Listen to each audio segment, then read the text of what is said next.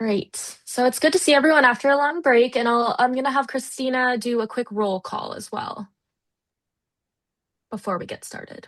Okay, I'm not able to see everybody on here, so I'm just going to call out the names. John Wendland, Here. Yuko Mino, we said it was not going to be here. Jason Dorn, Here. Mark Pullum, Here. Thomas Blank, not here. Deanne Crown Crumple. Okay, I'm here. here. Okay. Jack Halsey. Jack's going to be here, but he said he would be late by a little bit because of an overlapping schedule. Okay. Amy Holbrook. Here. Jeff Shearer. He's gonna be absent today, it sounds like. Absent.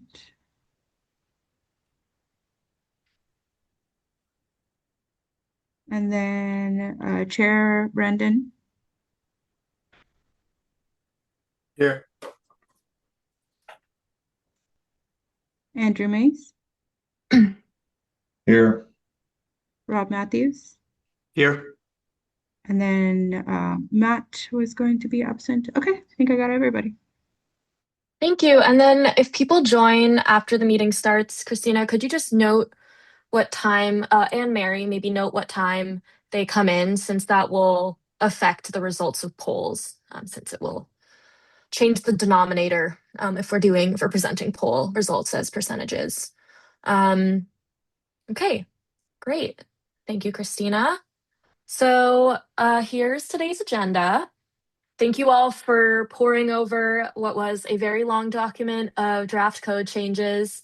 And thank you, Jessica, for putting together that memo, which really kind of teed us up for our conversation today. Most of our time today will be spent on those 6 code amendment discussions that Jessica outlined in the memo. But first, we're just going to do a bit of housekeeping. Sarah, we can't see the agenda. Were you intending to have the agenda up? Can you see it now? I just see the first slide for the. Same. There we go. Okay, great. So first, we're just going to do a bit of housekeeping and reorienting ourselves to the project since it's been a little while. But I'm going to hand it off to Brandon Nam to take a vote on last session's meeting minutes.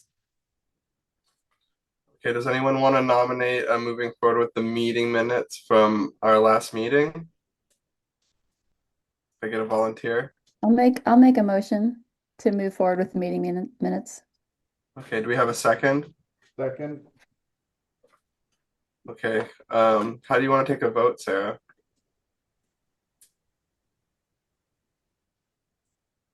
Do you want people to raise their hand physically or just Oh, thank you. Yeah, physically is great. Okay.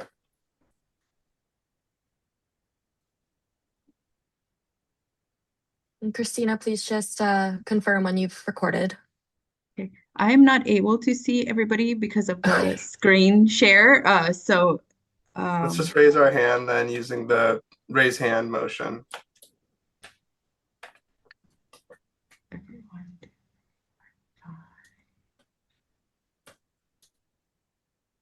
I see 5. Is it 5? 6. Okay. No, 6 now. Okay. And then who was my 7. second? Second was Rob. Jason, actually. Oh, sorry. That's okay. I should have stated my name. It was Jason. Jason Dorn, yes. Okay. Okay. Thank you. All right.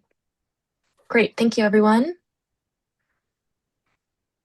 So, like we start most meetings, I just wanted to revisit the charge statement to remind everyone on the responsibilities of a task force member is to provide input on how these changes align with the urban community forestry plan, how they enhance the long-term sustainability of Lake Oswego, and ensuring that they comply with the state law. So namely those clear and objective standards for housing development.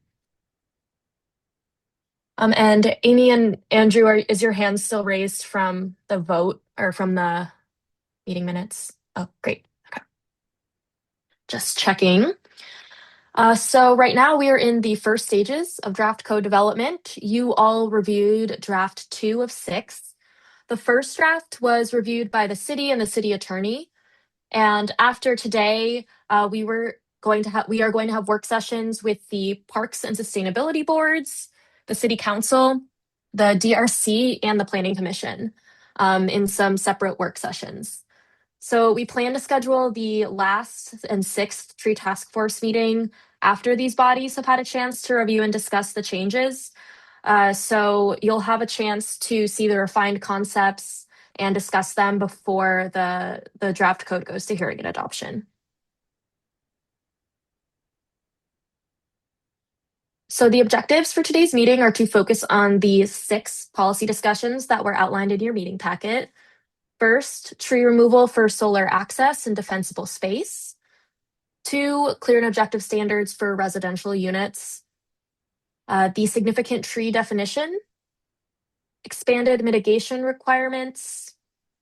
The retention percentages for the clear and objective track. So, a much awaited topic. And mitigation with native plantings and sensitive lands. So the goal today is to discuss these topics, their current draft text, and alternative policy options as a group, so that the project team understands your preferences and what code you'd prefer to move forward with. And after each discussion, we are going to administer a poll so that there's data to pass on to council and the Planning Commission. We want to thank those who submitted such detailed questions. We got a lot of responses, kind of itemized, really thoughtful questions and comments about the draft code. And we're going to be covering some of them today as part of our discussions, but we are preparing a document. We've been tracking all those comments, and we'll be sending out an itemized list of responses to each of your questions and concerns in an email later this week, likely, or early next week. And we'll distribute that to the whole task force. But today we do want to focus on these 6 topics since we don't have unlimited time. So moving into the draft code discussion, we're going to use the same structure for each of these topics. First, we'll compare the current code to the proposed amendments. We'll outline some important considerations, including benefits and drawbacks. And then we'll explain some policy alternatives that the team has developed and have a discussion as a group before going to voting. So first, we want to know from you all, should solar access and defensible spaces be added as a reason for tree removal under the Type 2 discretionary track? With the current code, a Type 2 removal must meet the following criteria. The tree outgrew its landscape area.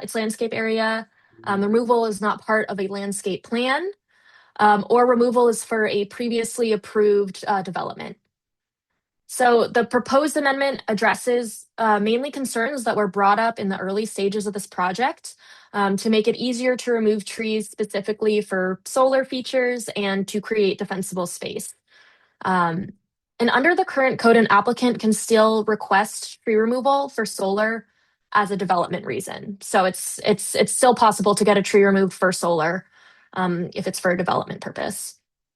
The current draft adds the provision to allow removal for solar in defensible space. And this would, like other criteria, only be allowed if there's no other viable alternatives to removal, like pruning. So there are a few potential issues with this proposed amendment and possible concerns. First, tree removals for solar features are pretty uncommon. So there's a potential for this new provision to expand the removal of trees. People could potentially see this as a loophole and use this since the current definition for solar is pretty broad. I have it here on the right, and one part of the definition that staff wants to draw your attention to is that currently a solar feature includes a window that has at least 20 square feet of glazing oriented within 45 degrees east or west. It also includes a solar greenhouse, solar water heaters, and so this definition could be used very broadly and result in some tree removals through kind of this very broad definition. It could include a lot of different scenarios. And then second, for the wildfire risk reduction part of this, tree removal can also be expanded. We might see an increase in the number of trees removed under the reasoning for wildfire risk reduction and defensible space creation.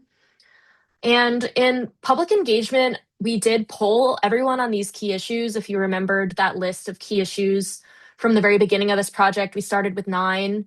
And after we engaged with staff, you all as the tree task force and the public and stakeholders, with the list expanded to 12 key issues. And the key issues that were added include the solar and the wildfire risk. Once we brought these 12 issues to the public and kind of asked them which were their priorities, both solar and wildfire risk, although they were seen as important, were the lowest on the list. Like they kind of shuffled down to the bottom. People thought some of the other issues that we're addressing with the code were a lot more important to prioritize. So the staff has prepared some policy alternatives. One is for solar, to keep this exception, but specify that it's only for photovoltaic renewable energy panels, or just removing the exception entirely. For defensible space, there's the option to remove the provision and instead utilize education and outreach around wildfire risk reduction with the Lake Oswego Fire Department. And these efforts targeting education could kind of build a partnership with the Lake Oswego Fire Department and really help target kind of a holistic view and a way of addressing wildfire risk reduction in Lake Oswego instead of adding to the code something that could really increase the removals of trees. So here are the polling options. And before we move to discussion, I just want to remind you all that under the current code, an applicant can still request tree removal for solar for development reason, and applicants can still apply for tree removal for solar and for wildfire risk reduction under the discretionary track. So before we administer the poll, I want to open it up for questions, comments, and discussion around the draft code or any of the policy alternatives to inform your votes on these 2 questions here. I have Brandon first on my screen. I was curious if that broad definition of a solar feature for chapter 50, is that existing? Or is that it's on a change? And we've only been getting a few removal requests with that broad definition. I would say we don't get any removal requests for that type of definition. Usually if it's for a solar feature, it's for an actual solar EV installation. That's what we've seen. I have never seen someone ask for it for this sort of passive window, facing within 45 degrees east-west. But it could be, someone could utilize that and they may not actually want it for that purposes. They may want to. I mean, I'm not saying that that's not a legitimate thing, but that could increase the number of trees that we see come out if word gets out that that's a way to get a tree down. So that's my concern. Deanne? Hey, quick question. Can you guys see me? Because I cannot see myself on my screen. Yes. Okay, good. Glad to hear it. Okay, so I think I want to address more the defensible space and the wildfire risk provision. Although what I'd say about the solar is I think I generally I don't want to open up so many avenues to have more make it easier for tree removal. So I guess that's what I'd say about the solar provision one. But around the defensible space, one of the things that I was trying to figure out as I was reading the draft code is, it talks about opening this up as an option and then using the Lake Otsego Fire Department with a reference to their regulations and their guidelines, and not the regulations, their guidelines. And I felt like it just wasn't it as the draft code stands. I don't think it's really clear. What would trigger like a, oh yes, that's a good reason to remove the tree because it'll help with defensible space. I looked at the website and I think there is a chance for sort of misinterpretation about thinning, like 100 feet from the house. I think it will increase a lot more removals, and I don't think it necessarily aligns with best practice in terms of defensible space. So I was generally um, I don't like keeping this new draft code in, and if it is, I think we need to be a lot more clear about what is actual defensible space recommendations, and then how are those determined? How does the LOFD determine that?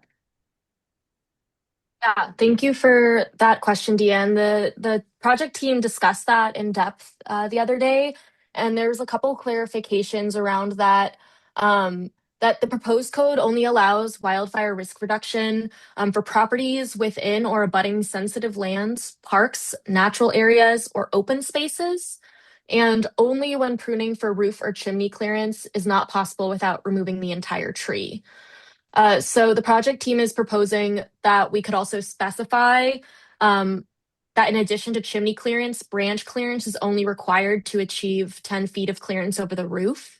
Therefore, if an applicant can prune a tree to achieve that 10 feet from the roof and from the chimney, they would not be eligible to remove the tree. But if Jessica, Christine, or Morgan has anything that they wanted to add to help respond to that, um, welcome to unmute. Okay. Well, But yes, I will just say something very quick. I checked with our fire department on this, and our fire marshal said that it was never intended that, or they never recommend that people just wholesale start removing trees within, 100 feet of their property or anything like that. They're really focused on shrubs and sort of fire resistant materials as sort of the main objective, and then having a 10-foot vertical and horizontal clearance. But they recommend trimming. He said they very, very rarely ever recommend tree removal. And so we would want to be consistent with that, and we would want to make sure that that was clearly stated in the code. So that would be the intent. And so I agree we should probably clarify that a little bit better.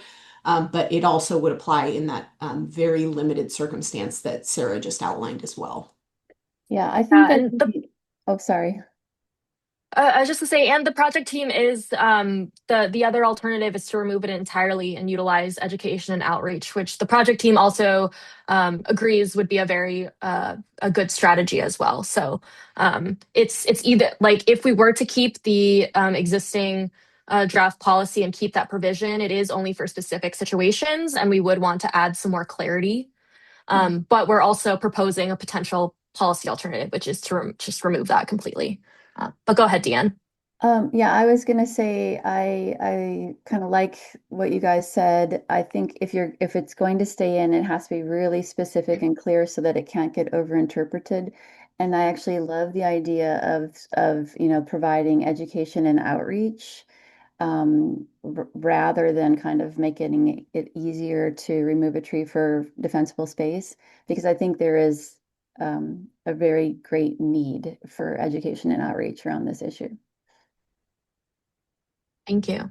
I'll move on to Mark. You're next with your hand. Oh, thank you. I would have two comments. One, I would support the uh, revision to change to education and outreach for wildfire prevention, and in light or thinking about the scientific uh, approach to removing trees for solar, it doesn't seem to make much sense to take trees away to create electrons. Um, and the provision for the windows is really, really too broad. I would recommend removing this completely. The idea of basically taking the lungs away from the earth and then replacing and then not generating more CO2 so that the lungs don't need to work so hard. It kind of is working at cross purposes in my opinion. So I would remove the solar provision completely. There is the option of going to community solar, which is available, and so that's what my thoughts would be. Thank you. Thank you for sharing that. Yeah. Rob? Okay, so I guess my questions are more just clarifications. So if we consider solar access being like a window or something like that, would the removal be just like a type 1 in our current language where the tree could come down, or is there a public notification? Is there any debate about it? Like a type 2, does the species or does the size of the tree matter under, with this draft? Because the way I see it, if we allow for the windows to be considered as part of solar access, then generally you're probably going to see a lot of applications that are going to be between houses, not so much in the backyards or the front yards. But as a builder, I see mostly the contentious part being between houses. And if there's a provision that will allow a tree to be removed between houses, it also removes privacy. And I can see that being a bit of a conflict. So I don't know how much we've really considered that as part of the window. I think we would have to agree that maybe the window provision is maybe a hornet's nest, and it would be hard to, I think, pull it back in. The other question I have is whether the solar provision currently or in the future allows or requires like an application for the actual PVs in order to get the tree removal permit, or do you just and this is something I don't know because I have never heard of either of these defensible space or solar removal code requirements before. So can somebody kind of help clarify that for me? I know there's a few questions in there. Yeah. The first one I'm hearing is about the screening, the glazing, and removing a tree for a window, and concerns about privacy. And your second one was about the you're gonna have to remind me again. The second one Okay, was so a my clarification on. question, yeah, my question more is about, is there a limitation on size of tree species or anything under this provision for removal of solar access if it relates to a window, as an example? Is it a type 1 type? Is there any public notification? Or can you just get a permit to remove it? It would be Under under the this draft. discretionary type 2 process. So all the discretionary criteria would apply. So we were just adding to the type 2 discretionary process that one of the reasons could be for solar access. So there would still be, it would still be subject to a process, not Correct. just allowed outright. Right. And then a development reason could be if someone was doing the PV, the photovoltaic panels, and they needed to remove trees to facilitate that. That could be a development reason. Now, it currently is under our existing code. So yeah, I didn't know that actually. Yeah. And And your second, you mentioned you had a question too about a permit for photovoltaic well, itself. the question was relating to whether you had to have an application for the photovoltaics in order to enact that part of the code for the tree removal. Yes, so it would have to be pre-approved development plan. Okay, so it's Yeah. not so okay. So I can see that that would not be abused necessarily. Yeah, Like, you okay, couldn't we'll have remove the tree before your yeah, photovoltaics were approved. Yeah. exactly. Yeah.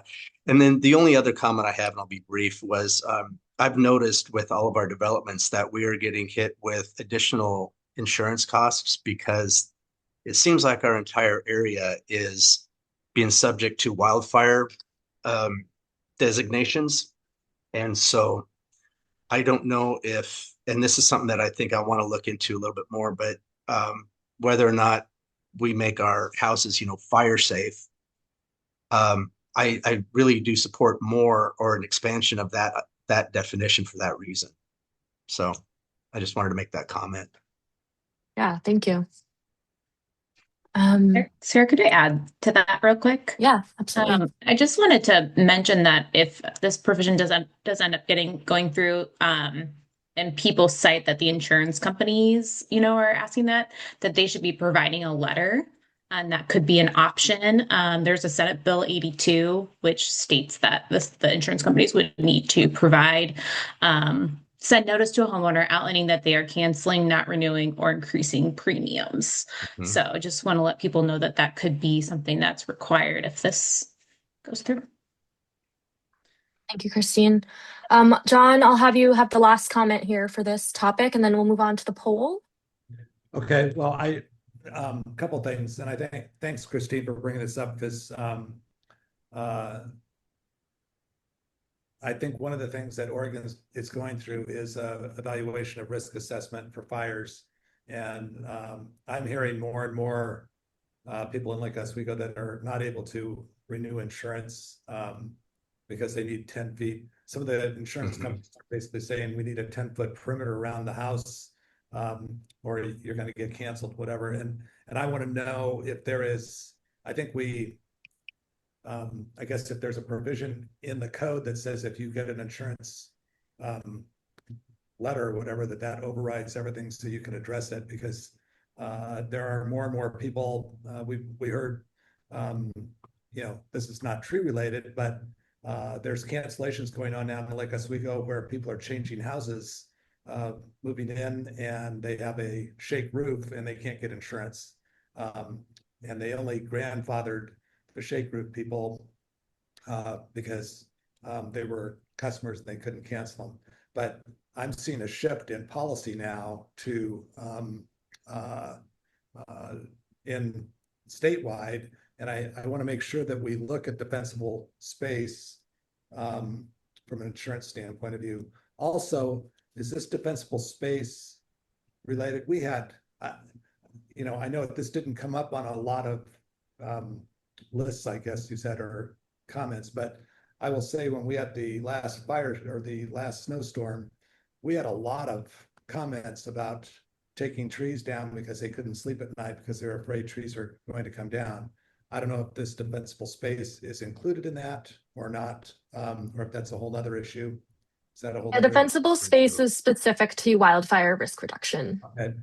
And then the last thing is on the climate action plan. I don't know if anything came through on the state new updates in this last session or whatever, but from the solar initiative, I just want to make sure we check to make sure that currently we're supposed to be we're supposed to reduce climate action fossil fuels and whatever by 50% and then 100% by 2050, that we have the solar initiative that may be a bigger initiative. And I don't know if there's a state law that will override us in any way if somebody wants to install solar. I think we just need to make sure that that's checked from that standpoint. So there's just a lot of push. I just saw something from the legislative session that they're looking at reinvigorating the climate action plan for the state and going full force to trying to reduce fossil fuels. And if that's the case, I don't know if the state is going to something that would be contradictory to what we're doing. So that's Yeah, just no, thank you. That's good foresight. Because we are constantly thinking about, what can we do now so that we don't have to be doing like a number of updates in the future, and so looking ahead. So thank you for that perspective, John. Okay. So I'm about to turn on the poll. A couple reminders is that the poll is only for tree task force members. So members of the public, those who are attendees, and non-voting members of the tree task force should abstain from voting, and let us know if you accidentally vote. We can check after, but look, just abstain from voting, and we'll show you the results as they are in the meeting. But we also will have results itemized by email afterwards. So if there are any mistakes, it's not the end of the world, but just leave the poll alone if you're a non-voting member, please. And consensus from the tree task force is when 2/3 of the members vote in favor. But we still are planning on reporting the results for these polls and any notable discussion points as we continue this conversation with other groups. Okay, so I am going to... Christina, now that you're host, you might need to be the one administering the polls. Oh, Or we can, if you can make me a co-host.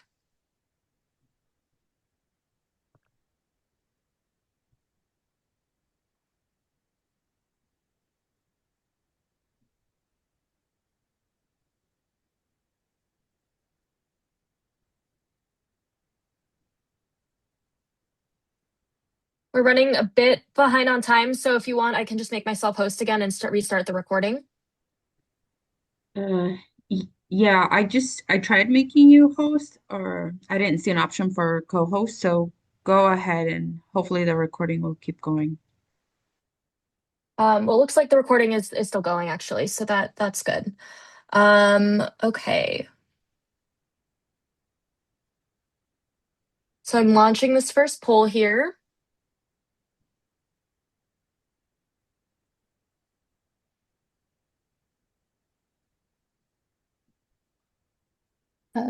Sarah, in the bottom right, it says host and panelists cannot vote.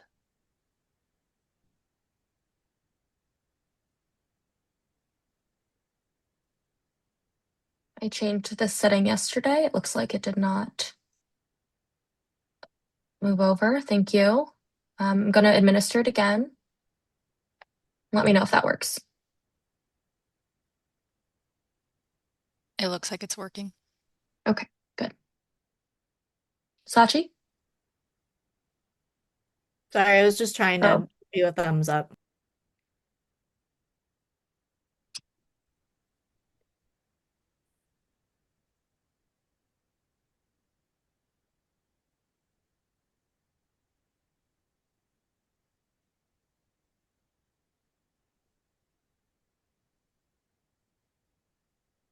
So I see 8 people have voted, which is my count of tree task force members here. Okay, 9. Perfect. So I'm going to end the poll. Did anyone not have a chance to vote who's a voting member? Great.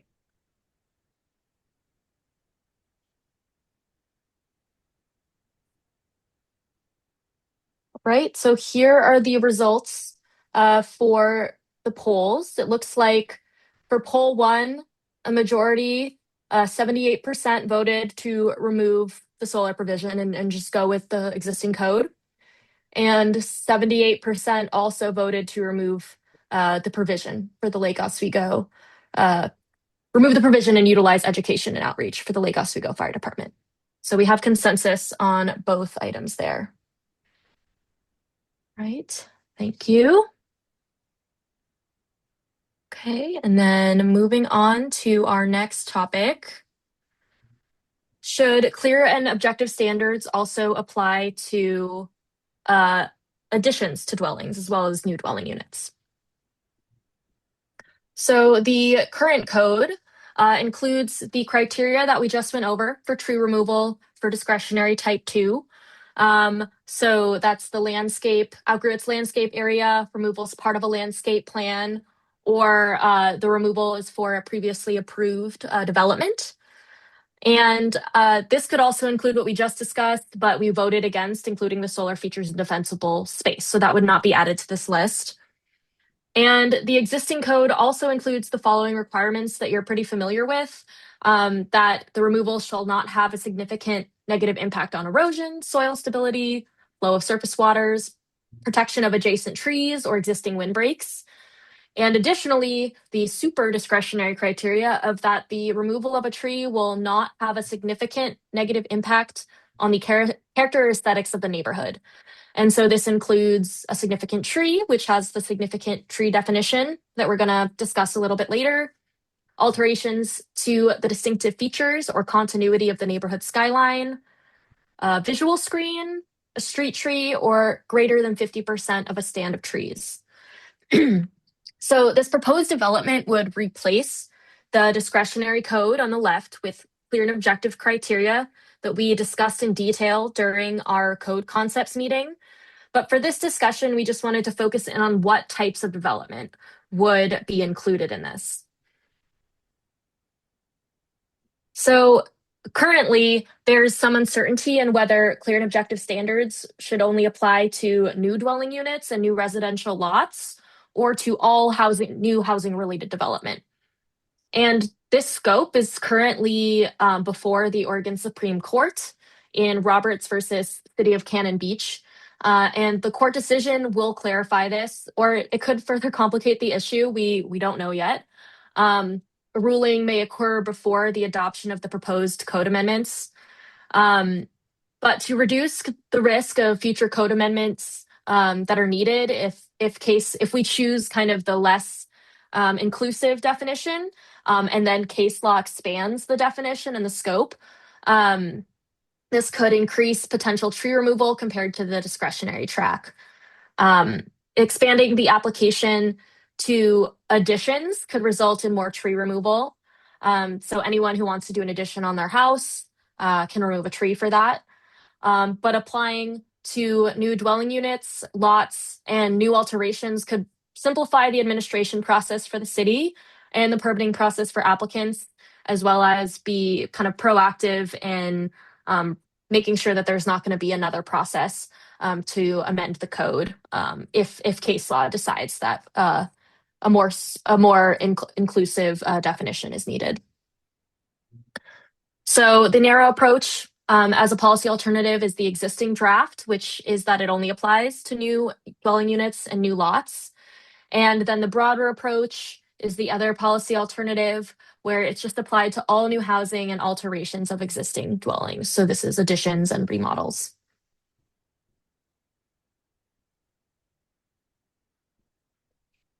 Yeah, any questions or comments before we move to this poll? Jason.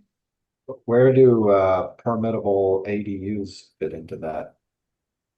That would be a new dwelling unit. So Okay. that would have to be subject to clear and objective standards. So you could potentially do an addition to an existing dwelling, but if it involves the addition involves adding a new dwelling unit, then that has to be subject to clear and objective standards. Yeah, because the purpose of this is ultimately to, reduce barriers to produce housing. So if it's producing more housing, it would be clear and objective.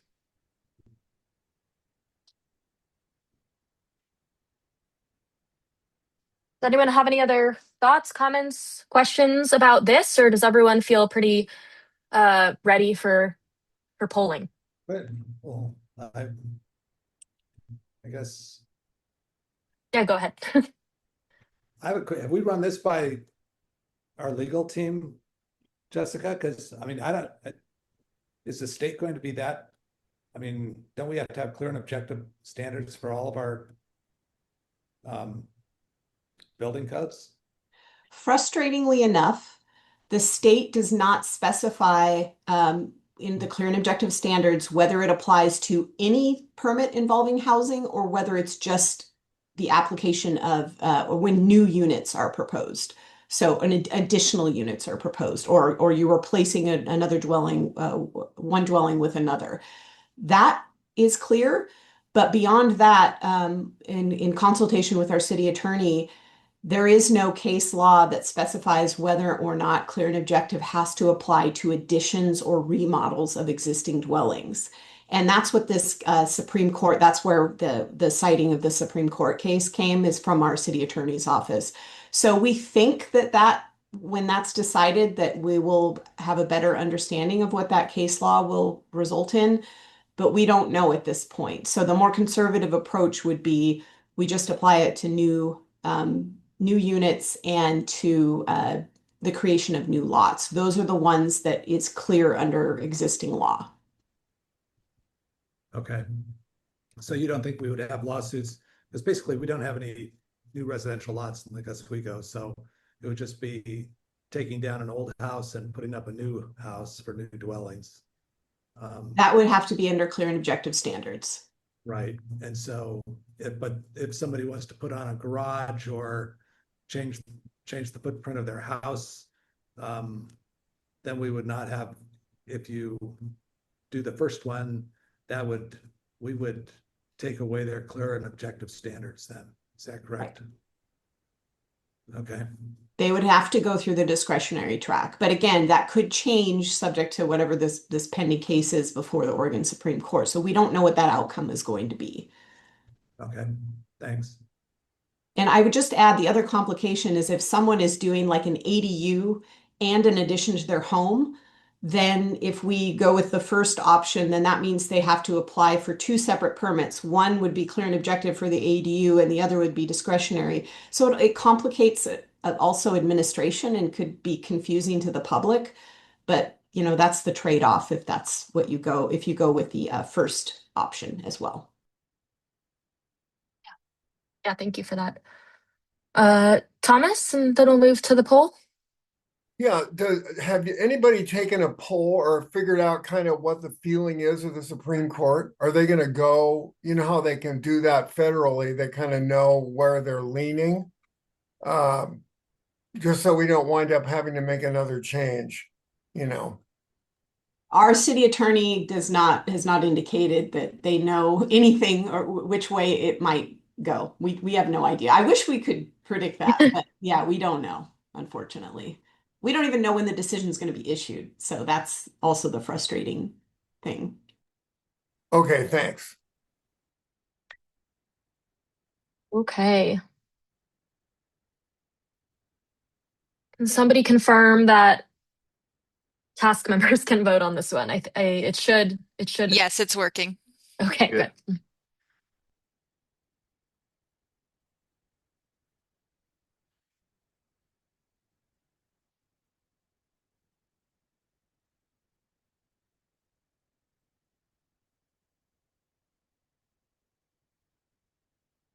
All right, so I have 9 votes. So I believe that's everybody. Did anyone join the meeting? No, okay. I am going to end the poll and share these results here. And it looks like we're split down the middle. So there's no consensus, but we will kind of hunt this down to the next groups we workshop these code amendments with, and you've kind of avoided that that hard decision collectively as a group. So thank you for that. We can now move on to the significant tree definition. I know you guys have all been waiting. All right. So this is our third topic today, how significant trees should be defined for specifically the type 2 permits on the discretionary track.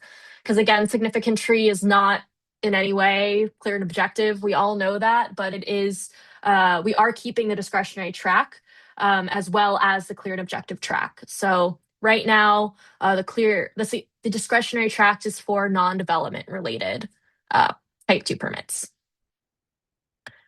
So the current code defines significant trees as healthy, non-invasive, over 15 inches DBH, and considered significant to the neighborhood due to size, species, or distinctive character, or the only remaining tree on the property.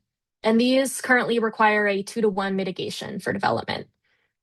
The proposed amendment keeps all of these the same, but the last tree cannot otherwise be eligible for another tree removal permit type. So this is like a type 1 dead hazard invasive. So essentially,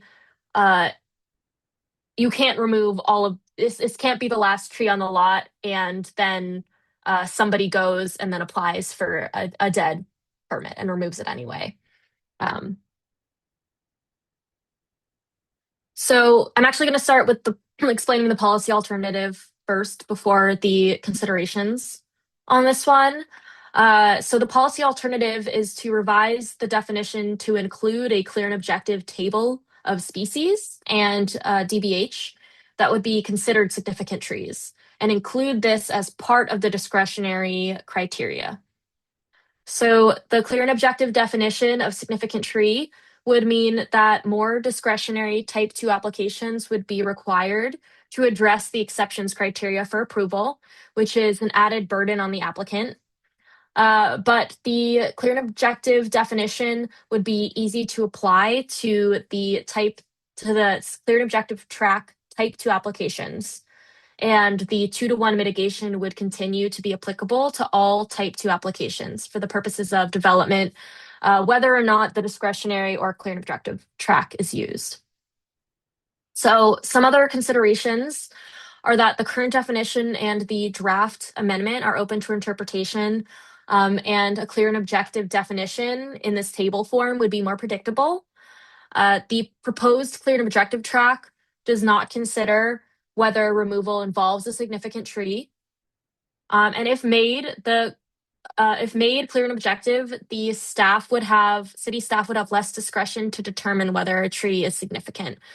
So it would just be defined by this definition, and the city arborist would have less discretion to go in and say, well, there are these there's this context, environmental context on the lot with this tree. There's all of these considerations to make. It would just be according to this definition. And it's possible that more trees would be classified as significant trees under this definition, which would require more applicants to address exceptions criteria and demonstrate no alternatives to removal. And Jessica, yeah, do you want to add on? Yeah, I just wanted to give you all an example of how this might play out. So if you consider an application on a lot where, let's say, someone has a 35-inch Doug fir, and maybe they have a few other trees on the lot, but this is the prominent Doug fir. Under our current code, we would probably likely to find that to be significant because it might be the largest tree on the site. Maybe it contributes to the skyline. There's all these other things that we look at. Whereas you might have another application that involves another 35-inch Doug fir, but there's 10 other 35-inch Doug firs on their property. And we may find that the removal is not significant today because there's so many other trees on the property. Its removal is not going to affect the skyline, et cetera, et cetera. But in both of those cases, if we go with this table, we would consider both of them to be significant, and they would have to address the exception criteria. And I'm not saying one is bad and one isn't, but I'm just saying that that would be the result. That's why you would find that probably more trees might be found to be significant than under our current code. But it is more equitable and even in that you are just saying any tree that's this species and this size is significant. So I just wanted to make sure that you kind of, with that example, kind of understood what the trade-offs are.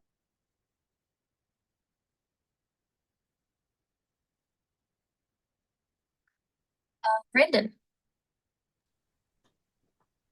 I was curious why these sizes were chosen as significant compared to just applying the 15 inches across all species.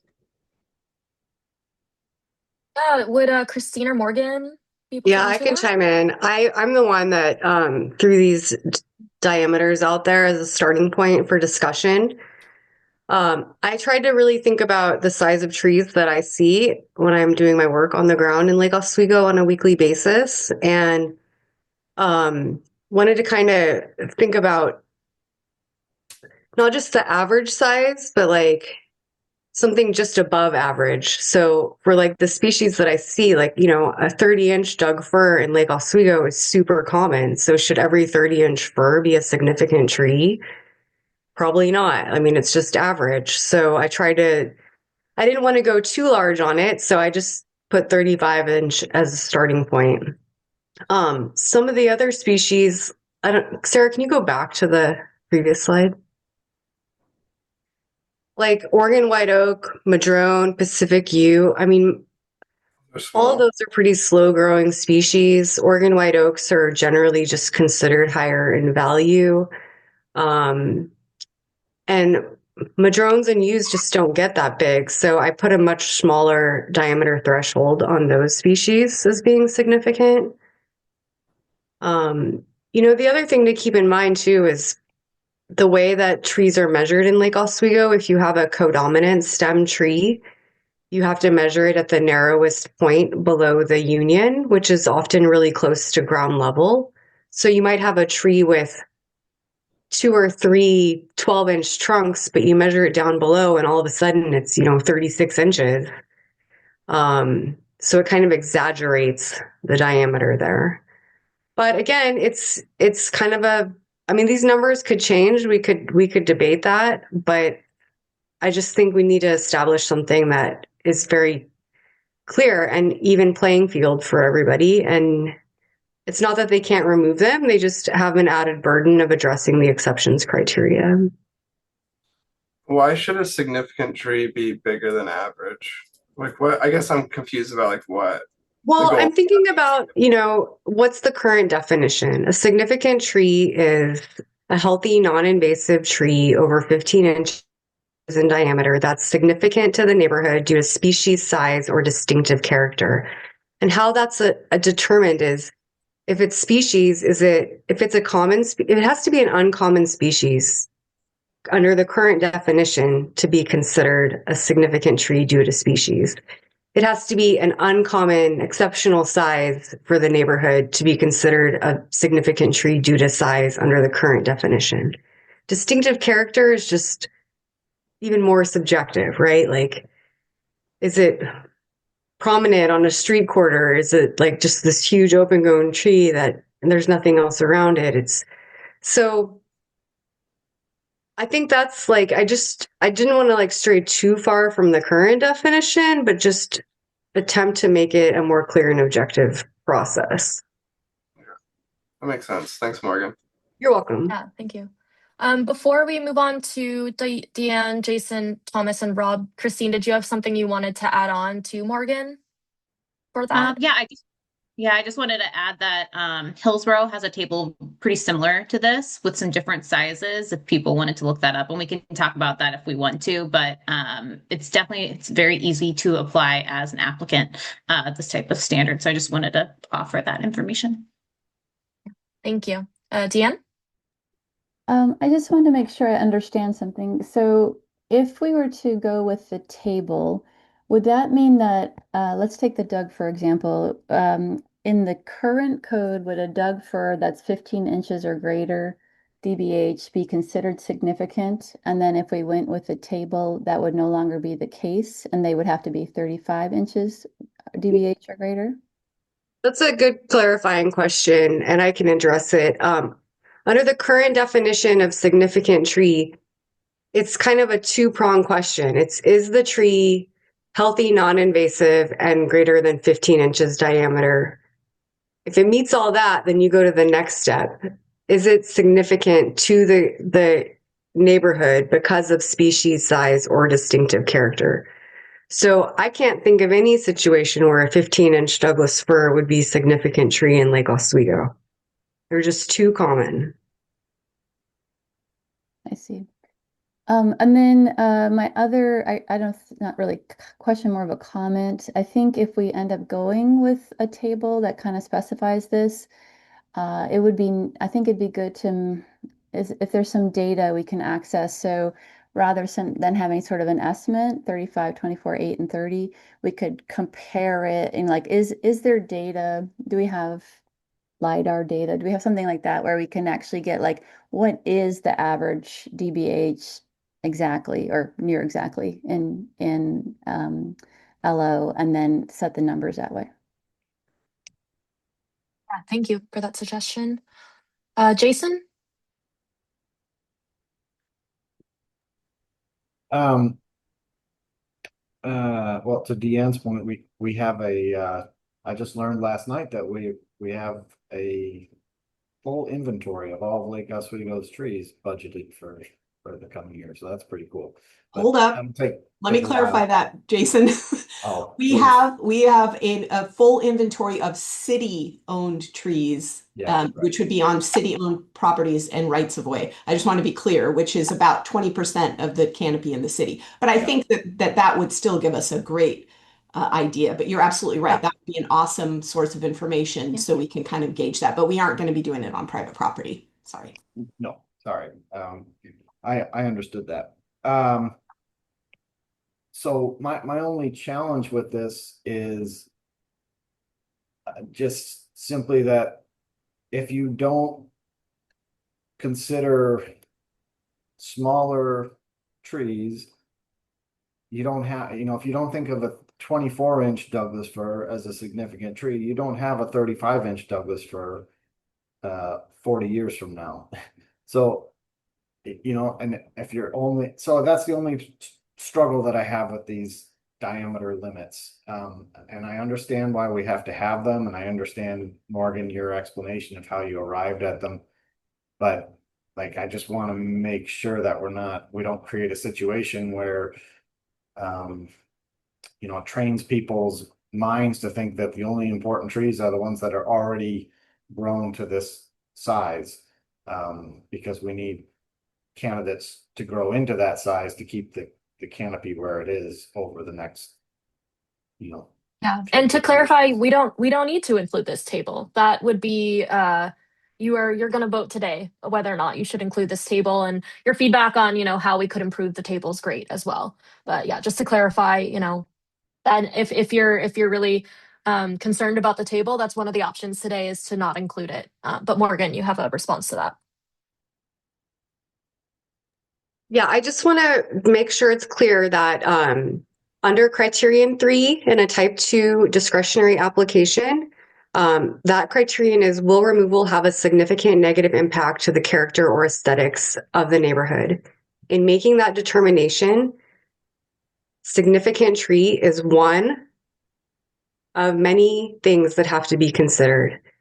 And it's important currently because if a tree is considered significant and removal is for development, then 2-to-1 mitigation is applied to it.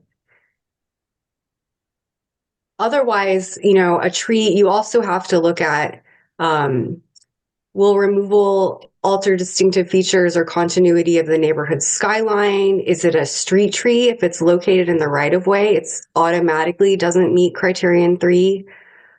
Is it providing a visual screen between differing zoning districts? And does removal constitute more than 50% of a stand of trees? So significant tree is just one of all of those things that have to be considered under criterion 3. It's not the only thing. Thanks, Morgan. Thomas, and then we'll move on to the poll. Hope I'm not throwing a monkey wrench into this, and maybe it's just it's too far down the line, but I don't see incense cedar or Sequoia sempervirens or Sequoia dendron giganteum on your list, and those are all trees that are coming in more and more in this area. In fact, the city's been planting a lot of incense cedar along Boone's Ferry, so. Ultimately, those trees, as global warming keeps going, should be on the list in my mind. But Morgan would know better. Thank you, Thomas. Yeah, I'll let Morgan. Yeah, real quick. I captured those. If you want to go back to that table, Sarah, I can just point it out. The bottom row says any other single conifer, deciduous tree, or broadleafed evergreen. So it would cover all other species. And I set that at 30 inches or greater. It's just not separately called out. Okay. It's all encompassing of every other species. Yeah.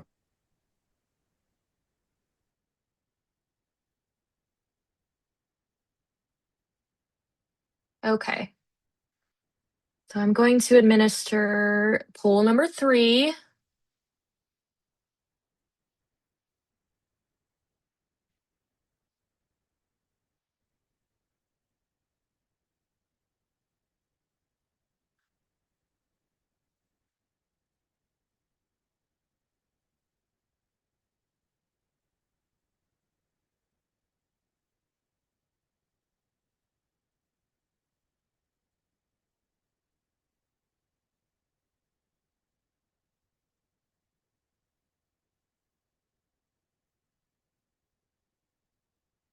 Six of 9.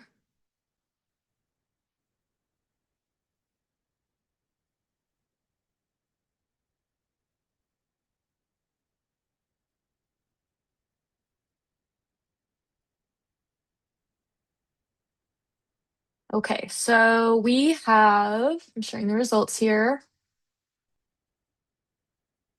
33% want to revise the significant tree definition to include the table, but not include the edit that the current draft code has regarding the last tree on the lot. And 44% want the last tree on the lot as well as the table. So this indicates to me that people are generally in favor of adding the table, and there's just less agreement about the additional change about the last tree on the lot to the definition. So we're going to administer one more poll since. And if Morgan, do you want to give any context about this mitigation question Yeah, before sure. people Just real jump quick. in? So if the consensus is generally in favor of adding that table, then that allows us to take this into consideration as well. So under the clear and objective track, currently type 2 mitigation under clear and objective, the way their amendments are written, it's 1-to-1 mitigation for all type 2 tree removals. By adopting the table for clear and objective significant tree definition, the code could be amended to require 2-to-1 mitigation for the clear and objective track as well when removal involves a tree that meets the species and size of the significant tree definition. So the question here is, should 2-to-1 mitigation be extended to significant trees under the clear and objective track, which would make it more equitable to the discretionary track as it currently exists? Thank you. All right. And we have folks voting. About halfway there.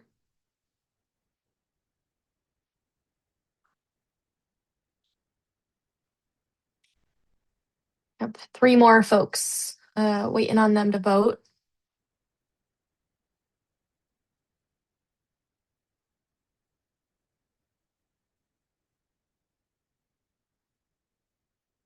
Is there still one more person that hasn't voted yet, or did somebody drop off the call?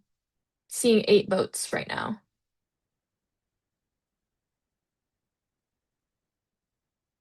Right, are there any tree task force members that haven't gotten to vote? Can you unmute and let me know before? Oh, I see the 9th. Okay, great. Sharing the results of this poll. It looks like there's consensus that 2-to-1 mitigation should be extended to include all removal of significant trees for clear and objective permits.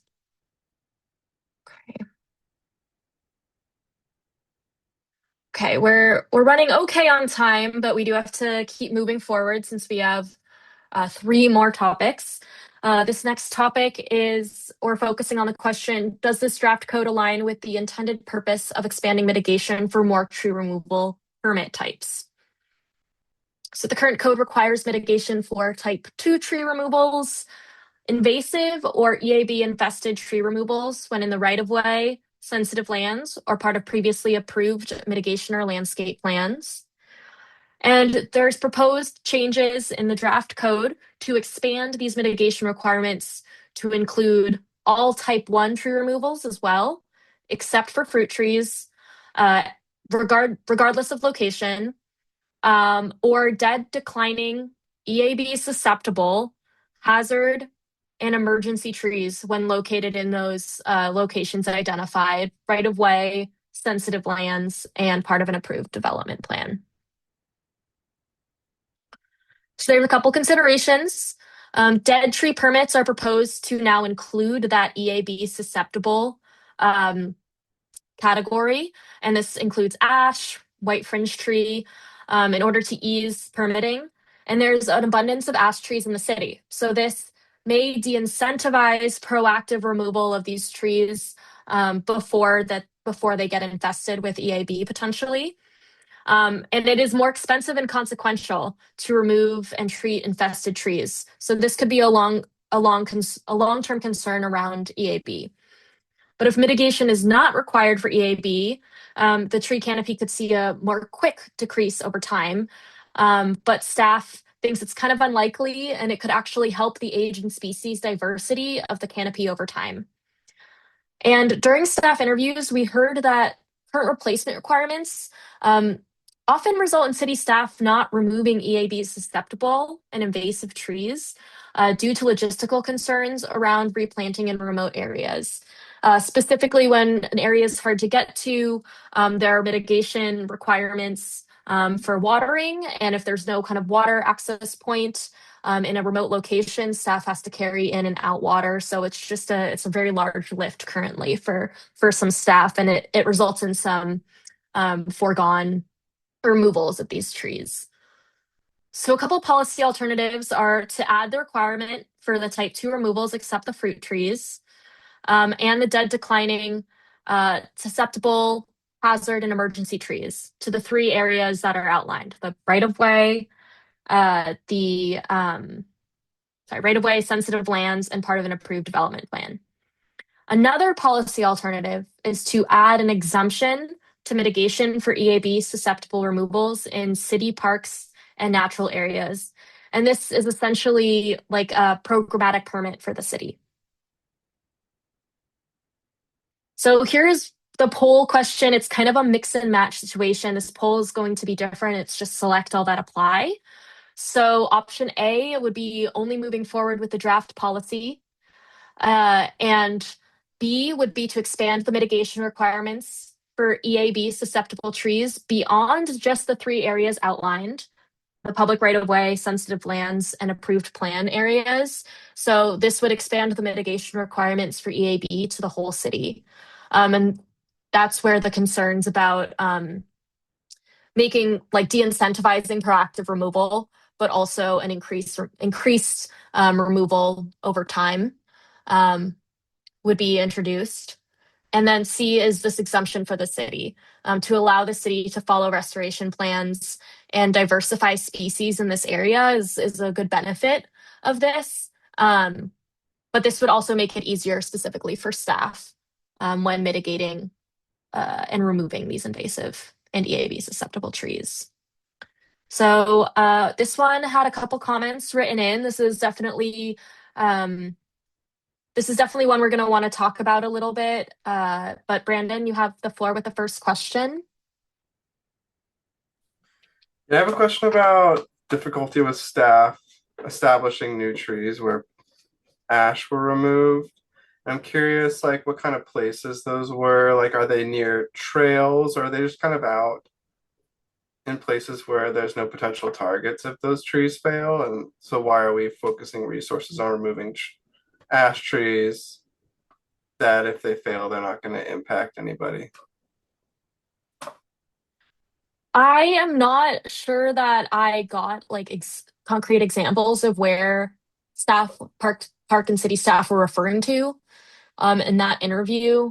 I think, Jessica, you might have been there, but I really don't think they gave us like specific areas of Lake Oswego that they were having difficulty with. Well, I mean, I think the invasive species are probably more of an issue than the EAB species, because they have a plan on how they're going to tackle the EAB. If they're in a natural area way away from any trails or anything, they're not going to be addressing those. We have way too many ash trees for them to be worried about those. but invasives are a good example. And we have to remember that there are specific size requirements for mitigation in the tree code, which is a minimum, I think it's 1.5-inch caliper deciduous tree or 6-foot tall evergreen. And those types of requirements can be really burdensome if you're managing a large, like a parks property, and it's outside of sensitive lands, and you want to, proactively remove some invasives. I mean, typically what they're going to want to do is plant like more seedlings, things that don't require as much care, and can establish better on their own than something larger. I don't know, Morgan, if you have anything to add to that, but I believe that's the concern with the mitigation. Yeah, I think you covered it pretty well. However, I will point out that the mitigation size is reduced for replacement in sensitive lands. I think it's like a half-gallon size. So that does provide a little more flexibility, especially when Parks is managing invasive removal in natural areas, which are a lot of them are in sensitive lands. They also have a lot of parks that aren't. Yeah. Like not all parts of parks and natural areas are in sensitive lands. And I would also point out that our Parks Department plants exponentially more trees than they remove. So it's not a huge issue for them. And I know Morgan can attest to that because she does our Tree City USA application every year. But yeah, so it's not a matter of our parks are not being responsible in replanting. They replant way more trees than they take out. Yeah. And I would just emphasize too that it definitely with the EAB susceptible tree removal, they're not even looking at trees that don't have target potential, like a trail or a property boundary or a right of way or utility line. Like it's very focused. Jason, and then maybe we'll have one more. We'll accept one more hand before moving I to just thought the. maybe it's important to point out, as we try to make sense of these options, the option with EAV susceptible species is to let it die, and then you have a dead tree that you're removing, and there's no mitigation requirement for that dead tree. So it's not like we're just, giving a green light to cut down trees and not do any mitigation. If those trees were to die, you wouldn't be responsible for mitigating after removal anyway. But I think also I'll just echo Morgan's point, like I really don't. I think that the Parks Department is not going to use this as a way to not replace trees or something. I think they're doing so much already, and this is really just to address an issue that's facing us over the next 10 years or so. And Dan, I'll have you with the last comment here before we vote. Okay, thanks. I actually just put it in the chat in case I didn't get called, but I just want to say like I'm all in favor of mitigation and increasing tree planting, but I wonder about requiring it for emergency tree removals, or maybe even hazard tree removal permits, because if you think about a individual who's in that situation where they have an emergency tree removal, I'm not sure that it's fair to add that extra burden that they have to have, a fairly expensive tree under the current conditions to replace them. Thank you. All right, I'm going to just have a quick question about the wording in here. I'm confused a little bit about which one exempts planting in the parks and natural areas.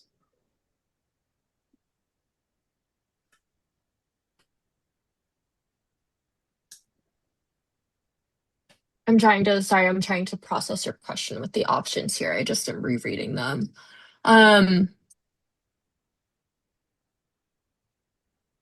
So C would not require replacement for EAB susceptible and invasive trees when in parks and natural areas. Okay. And you So can if you make select multiple that selections here. Yes. It would still require it everywhere else. Yes. Okay. All right. Thank you.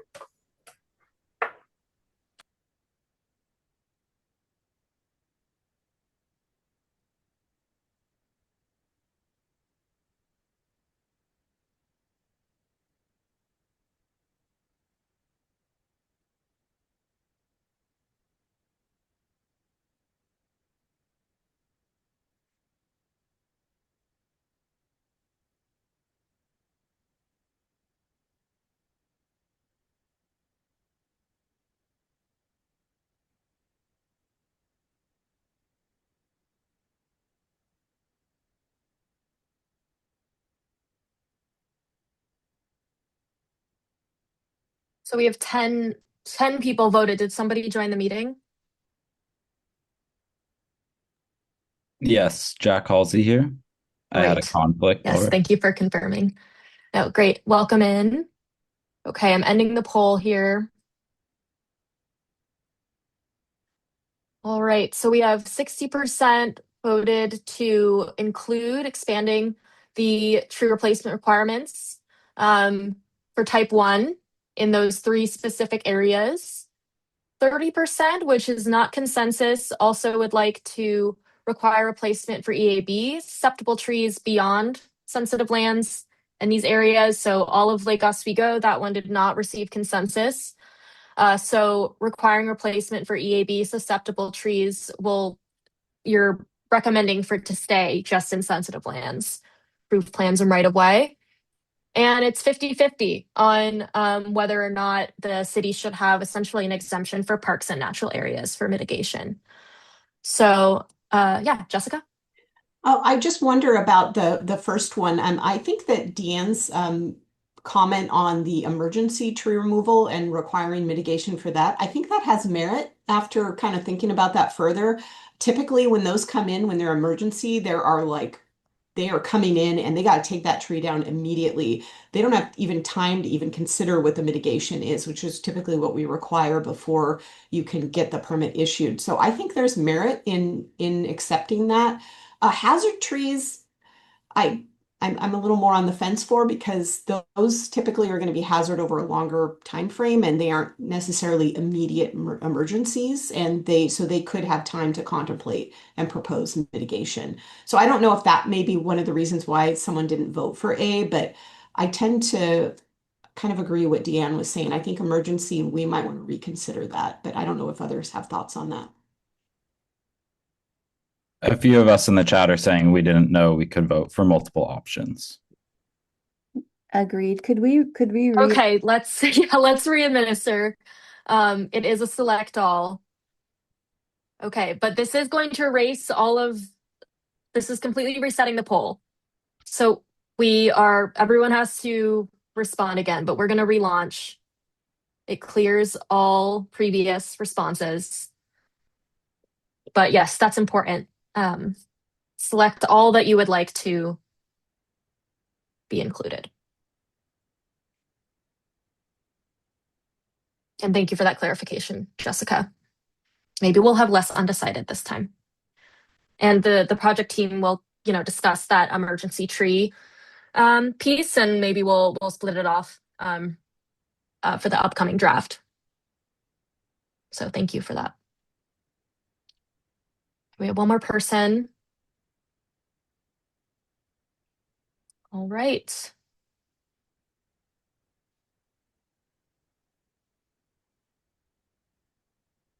So not much of a change, but for C, we're closer to consensus for that city exemption. Right now, the only thing that there's consensus on, is the expanding the replacement requirements for type 1 removals. Still, people seem to not want to expand replacement beyond those 3 areas for EAB susceptible. And looks like we gained 1, none of the above. If somebody is interested in expanding on that, as I move to the next slides, you're welcome to share, but no pressure since this is kind of an anonymous polling. Okay, so another exciting topic, retention percentages. We want to know what minimum retention percentages are appropriate for the clear and objective type 2 tree removal standards. So the current code does not allow removal if there's significant negative impacts regarding the following criteria that you're familiar with around aesthetics of the neighborhood and erosion, soil control. There's essentially those 5 criteria kind of related to more like scientific and environmental concerns. And then there's the 5 criteria related to the aesthetic concerns, including visual screening and skyline. Won't go through them all again, but the proposed amendment is to offer a clear and objective track to forgo all of the code on the left for housing development. And we discussed in previous meetings using a calculation of total trees on the lot or total DBH on the lot. And we set those percentages after doing a little bit of data pulling and research on the peer jurisdictions. So I have some data to show you for how we landed on that 45%. So as we laid out in the last meeting, we first just started with the peer jurisdiction research to understand what's going on in some peer cities. There's a wide range between 25% and 45% with differences in how these are applied and in what scenarios, and the size of trees included, but generally it's around 25 to 45%.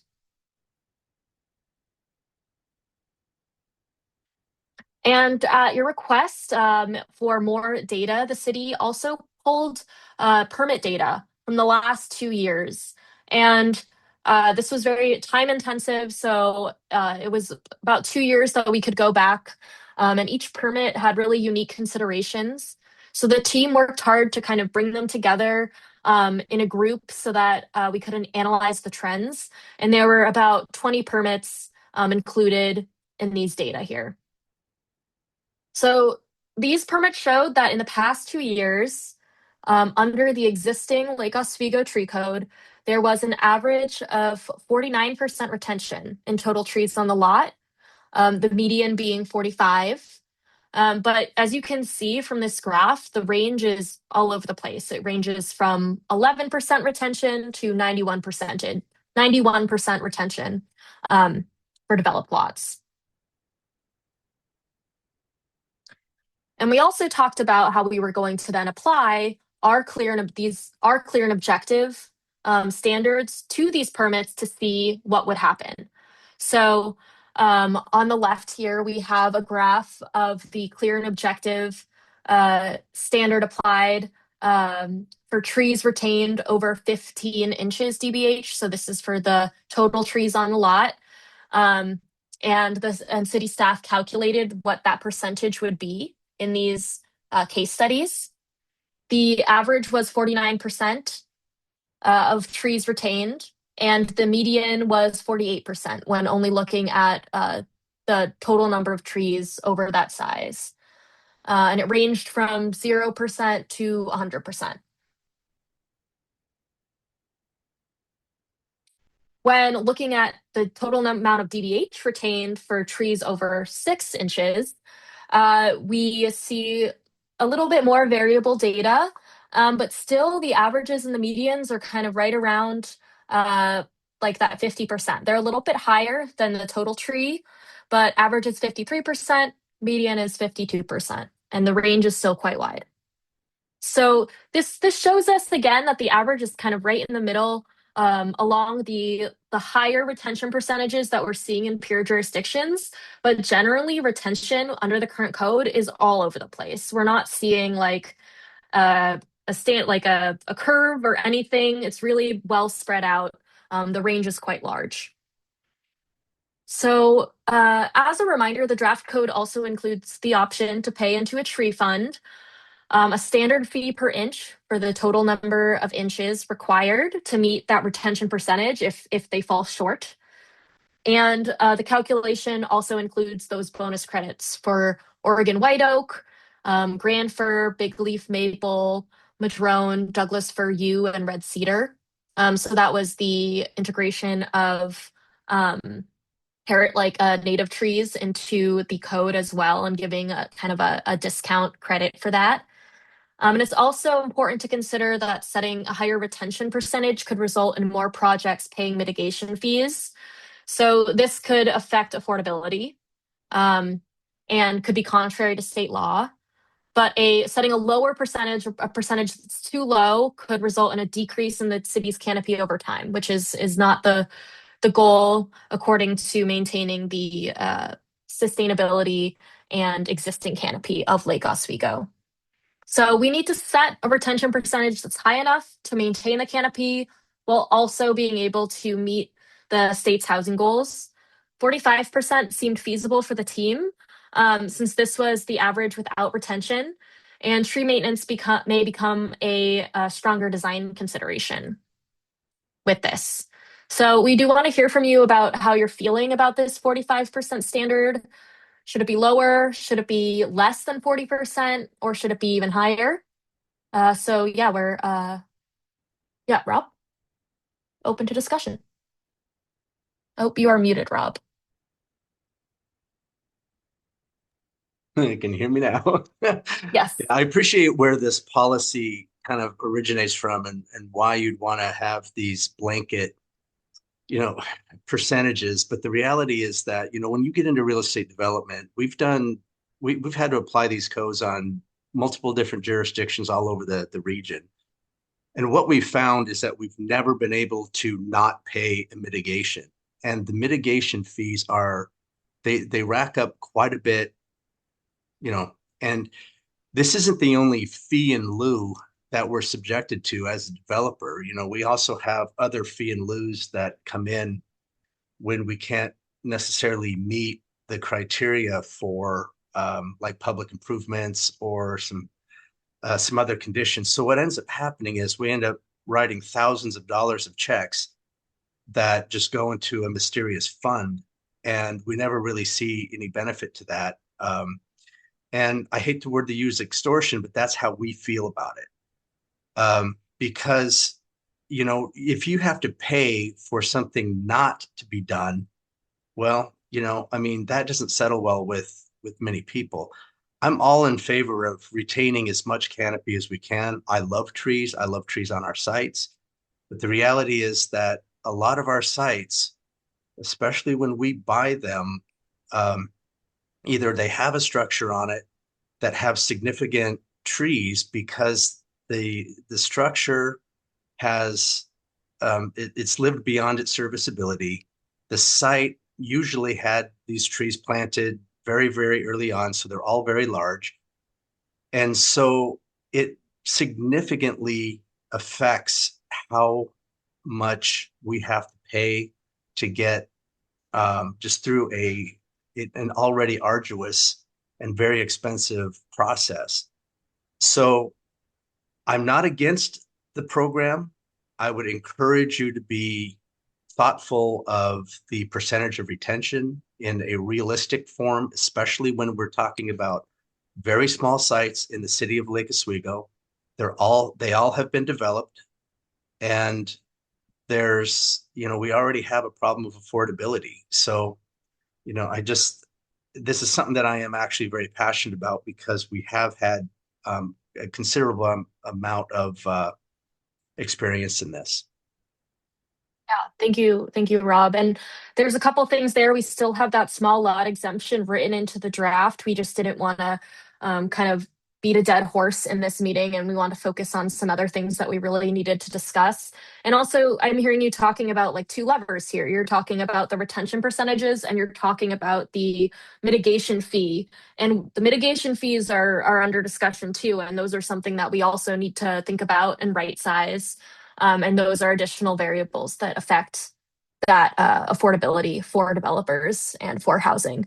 But Jessica, you have your hand up, and I'll let you go before Brandon and Jack and the poll. I'll keep it quick. Yeah, those are great points, Rob. I will point out, just as Sarah said, I was just going to point out we have a small lot exemption, so that could apply and would provide relief. And also, there's a discretionary track which avoids the mitigation fees. So there is another option. So they aren't forced into going to the clear and objective track if that particular result would result in significantly high fees. And then I just want a point of clarification.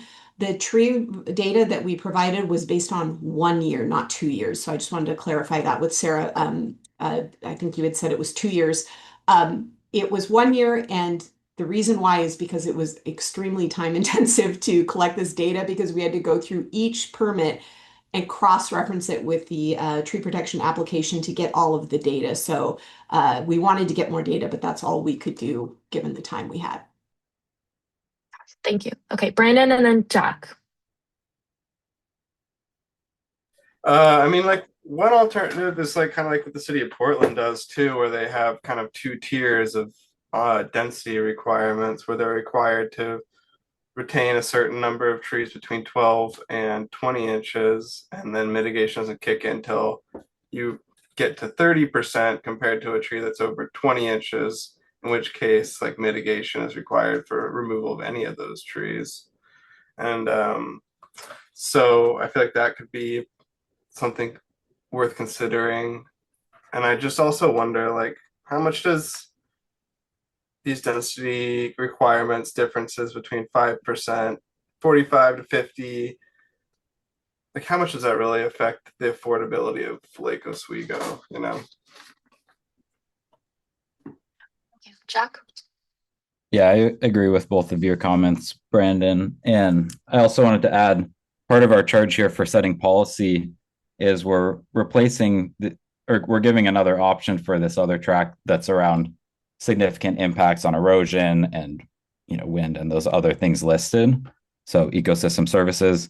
So by setting a percent retention, we're trying to generally mitigate some of those impacts because we know that building a structure or developing a site will impact stormwater and habitat and tree canopy. So by setting a percentage, we're trying to avoid, balance out so that there's not extortion either way, to Rob's point. Yeah. Mark, I'm going to launch the poll, but feel free to unmute or put your comment in the chat. I just, I think this points out the need to be able to address the building codes, and the ability for them to build up rather than out, so that we can save the existing trees on the lot, and increase the setbacks so that we have more room for trees. But that is not our charge here today. But that needs to be addressed in the future. Thank you. All right, we have 5 out of 10 folks having voted. Oh, wow, you guys aren't going to make this easy, huh?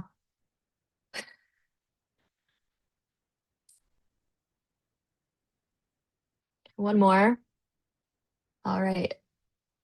Share the results here. As you can see, all across the board. So there is generally no consensus on any of these. There are 3 people who want a 50% retention, but other than that, it's pretty skewed evenly among all of these. So we'll report that, and we'll think about kind of presenting some more data along with this so that we can continue to narrow down.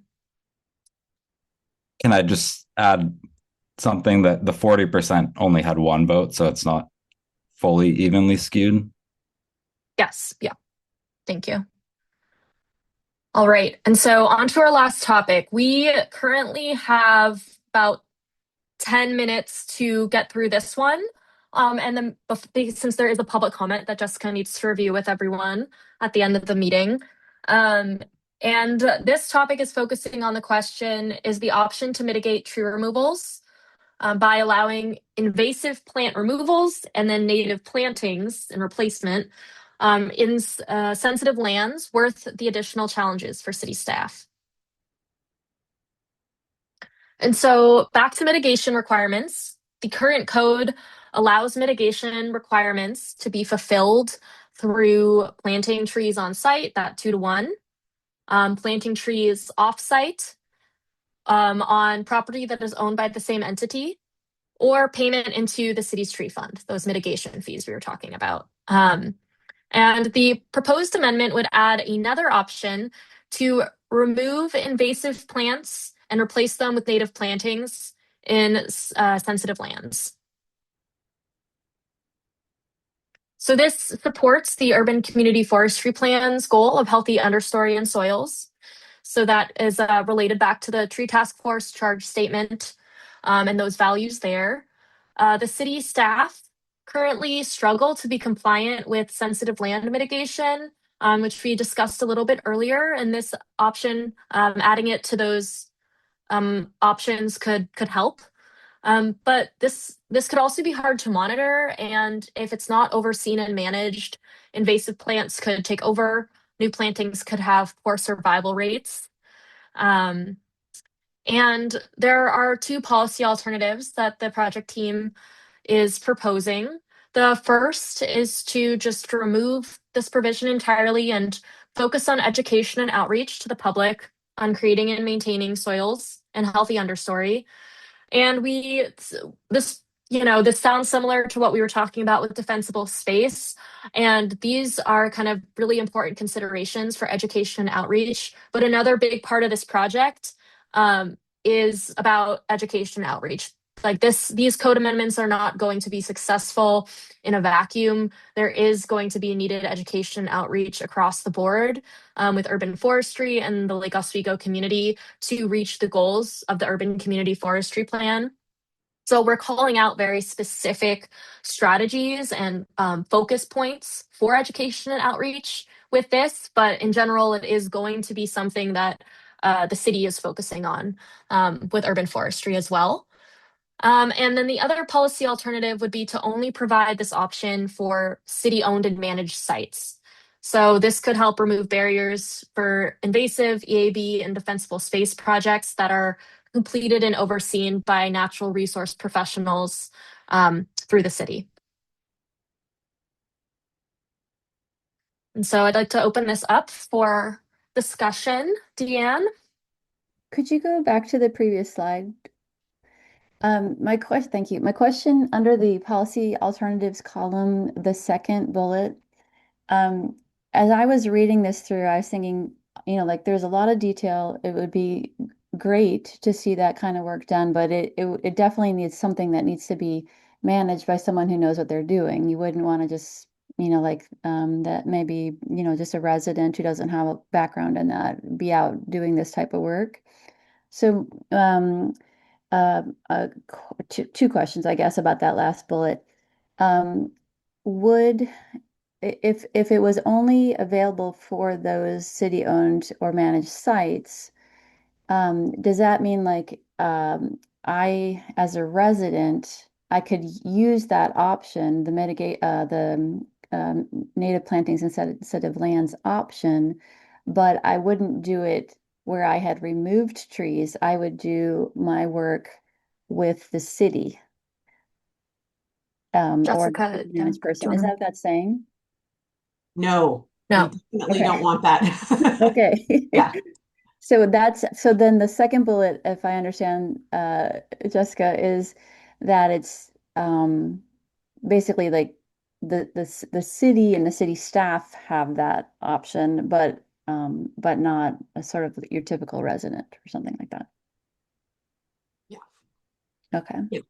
That is my understanding, because obviously we have the resources and staffing that can do that, and that provides some alternatives for our parks and natural area management. Gotcha. Okay, thank you.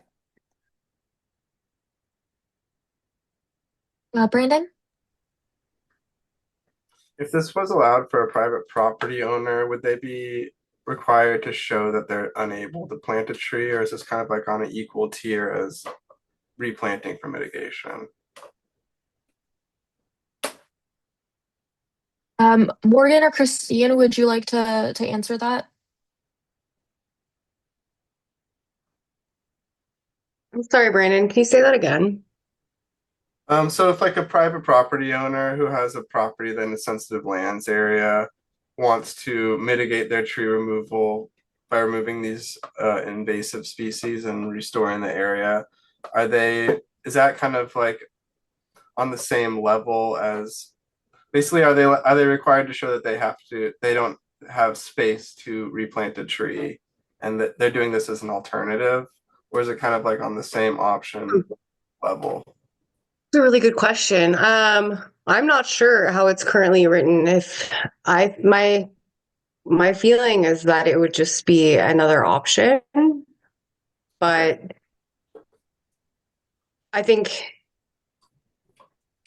it could be, it could be considered like a step to, a preferred alternative. It would kind of be like a last resort. We could definitely write it that way as well. It says here, if the city determines there is insufficient available space on the subject property for a replacement tree, then it would allow them to do the removal of Perfect. invasives and planting. So I'm reading the code here. It's already written that way. Proposed code, yeah. And the alternative to that would be paying a fee in lieu instead of paying a mitigation, instead of replanting, if they weren't allowed to do these mitigation plantings. Okay. Yeah, I think that's right. Mark? Would this not decrease the overall urban forest canopy if you could take down a tree and then, say, plant Oregon oak? I mean, I'm not oak, I'm sorry, Oregon grape? Well, I think the I think the issue. way Oh, go ahead, Morgan. You go the ahead. amendment is currently written, as Jessica just described, is it's a last resort when there is no available growing space on your site. So presumably you already have a dense canopy cover and there just isn't room to plant more trees. So I think the concept is really, it's a way to encourage, site restoration and enhancement, especially in the understory layer. Gotcha. As long as it's a last resort, that sounds great. And then there's there's a question in the chat for one of the city staff from Jack. Does the existing forest management permit already allow for mitigation planting of non-tree native species? So the major forest management permits allow replanting based on silvicultural prescriptions and stocking levels that are appropriate to a site.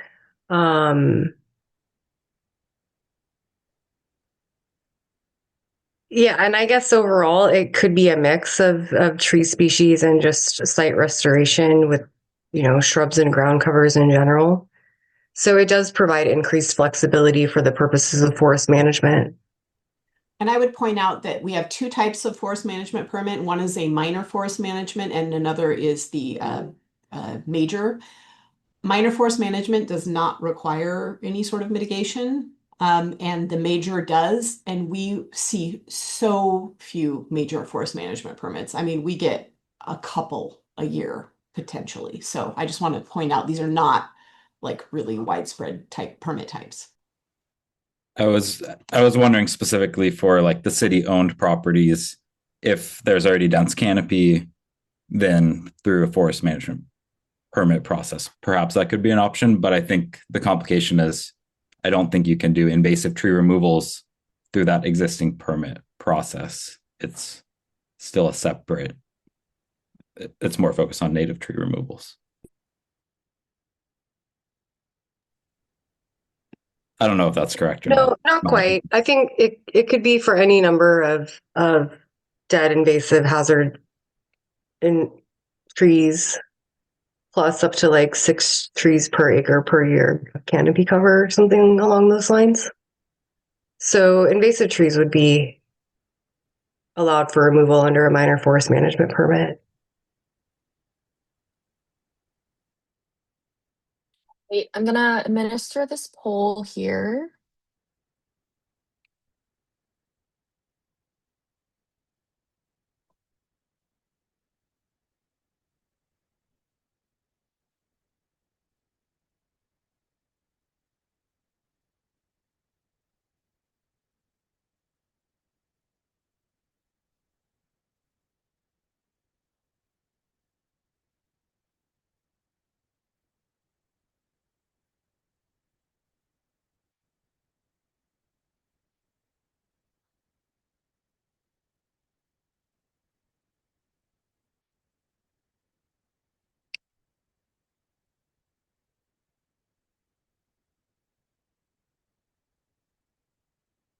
Right, and it looks like we have all 10 votes here.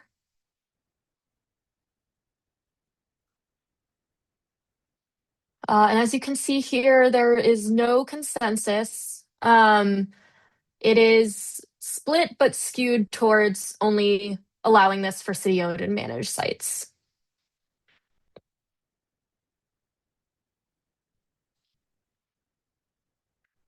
Okay, so we are coming to time here. I appreciate everybody voting last time to make this meeting 2 hours. It would have been pretty difficult to have all of this content and discussion in a 1.5 hour meeting. But before we move on to just next steps in this process, I'm going to pass it off to Jessica to review the public comment that we received. And it was forwarded to all of the task force members as well. Oh, you are muted, Jessica. Sorry, didn't press the button hard enough. I just wanted to make sure that we acknowledge that we received a public comment, and there are a bunch of allegations in the letter about potential violations that are from over 10 years ago. So I just want you all to know that we have reached out to this person and discussed those alleged violations. They are well beyond our statute of limitations, but so it's not under the purview of this commission to decide whether or not any violations are occurred. That's our staff's job to do. However, there were a few recommendations that were included that were sort of related to some of the alleged violations. One of them was a suggestion that this task force considered escalated fines for violations, particularly for kind of repeat offenders or willful violations.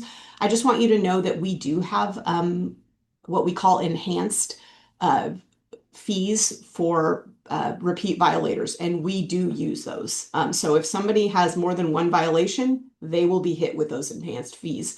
And while a lot of people think that people just write this off as the cost of doing business, and I can tell you that it hurts. And a lot of times they end up going to court, and then sometimes they have to hire an attorney. So these are not easy things to deal with. So I would say we don't see a lot of widespread abuse of people just writing this off as the cost of business. I do think they're consequential enough.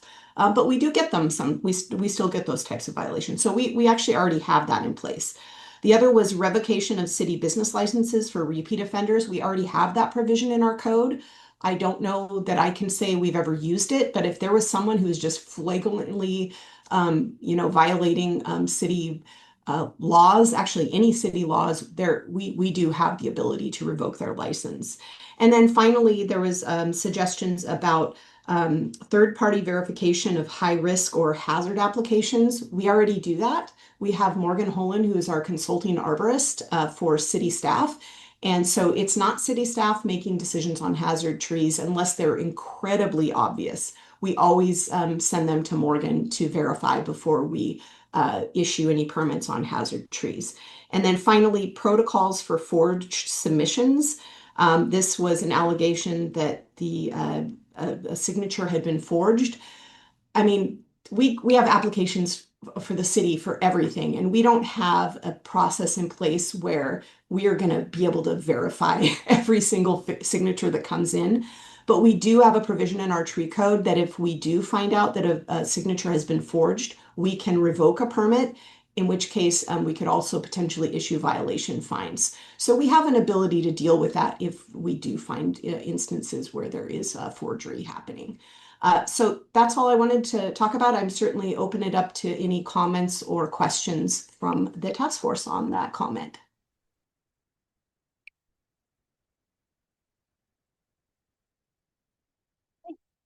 So it seems like there's no follow-up to the public comment, but we do have maybe 2 minutes here if anybody has any kind of last thoughts or comments about anything that we discussed today.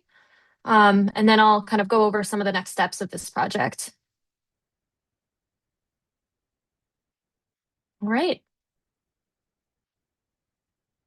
Okay, so we have the next draft that we're going to update the draft based on your feedback today, and we will be bringing that draft to a work session with the Parks and Sustainability Boards on April 15th from 4 to 6. And then there's also going to be a joint work session with the Planning Commission and Development Review Commission on the same draft on April 13th. So Tree Task Force members are welcome to come to either of these work sessions. Yes, Dan? Oh, sorry. At the beginning of the this meeting, you mentioned also like a lot of the feedback that you received and a lot of really specific feedback that we didn't cover today because we had to focus on the 6 issues. Will that feedback and stuff, will you try to incorporate that into the next draft? Yes.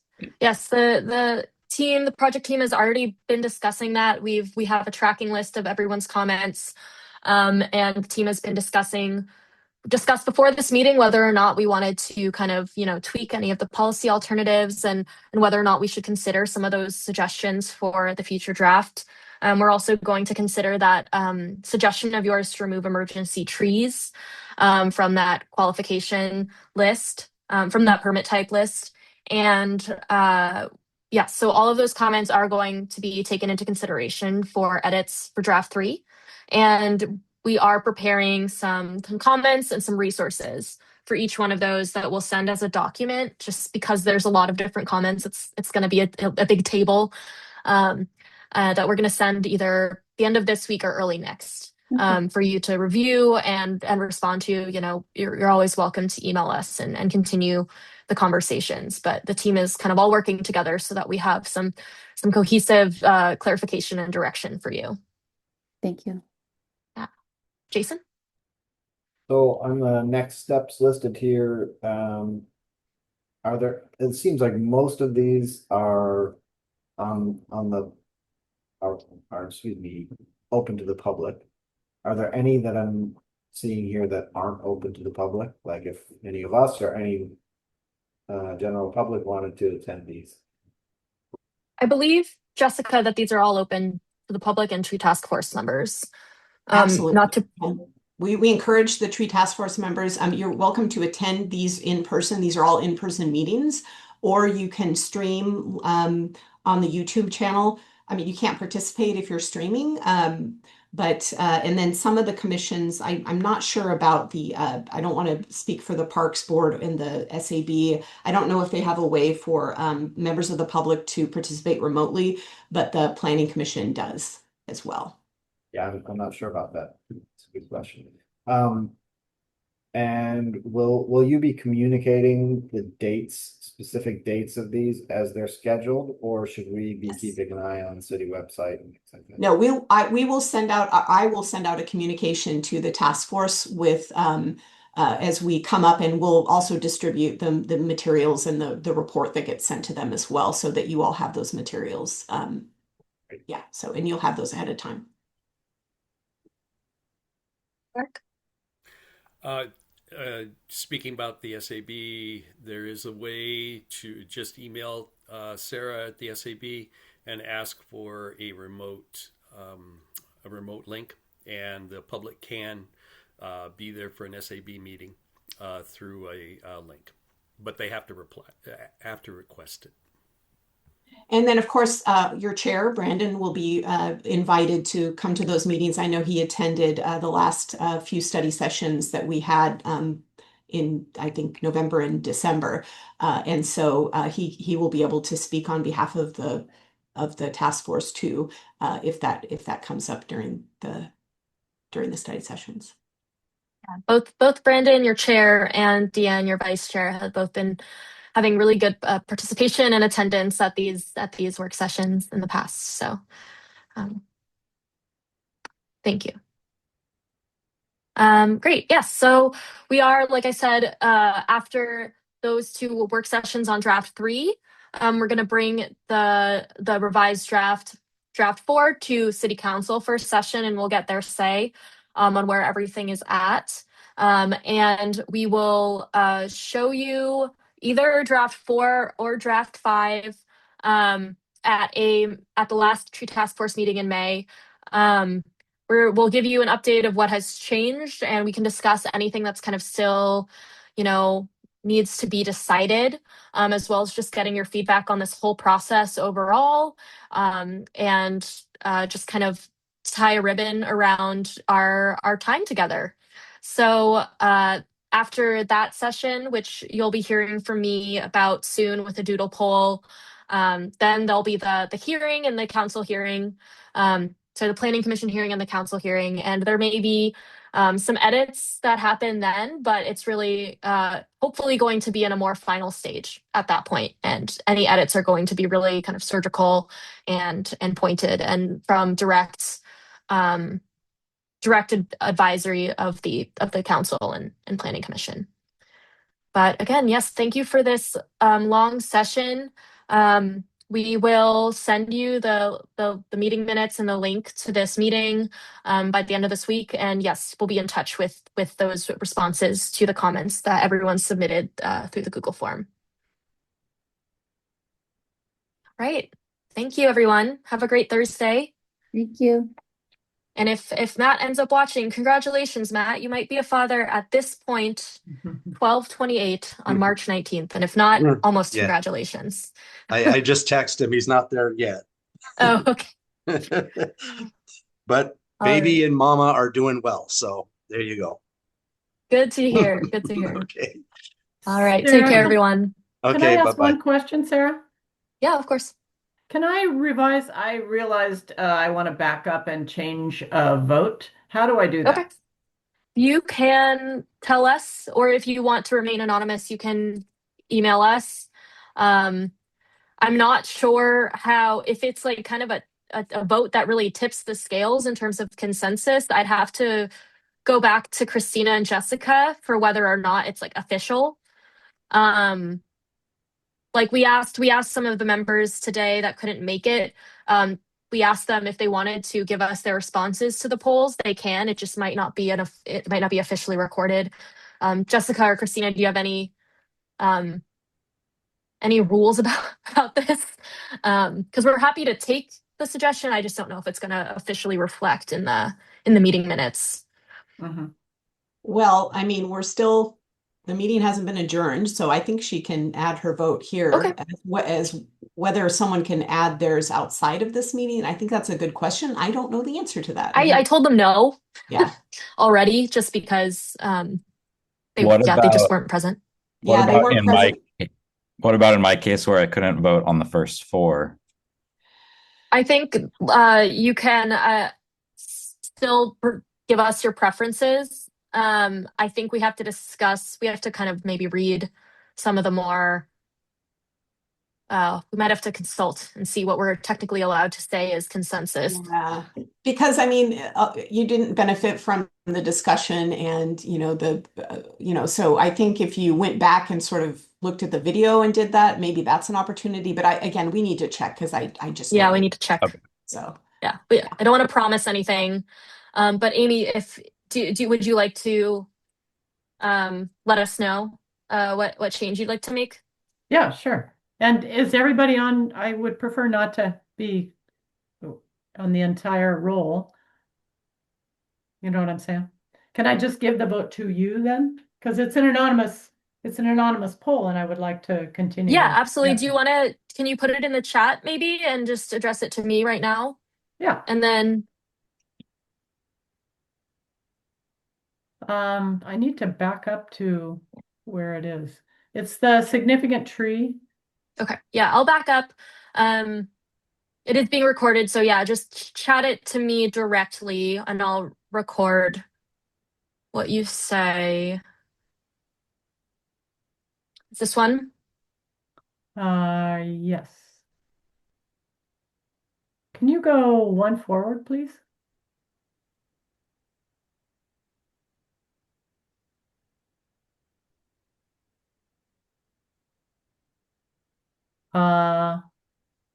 That's right.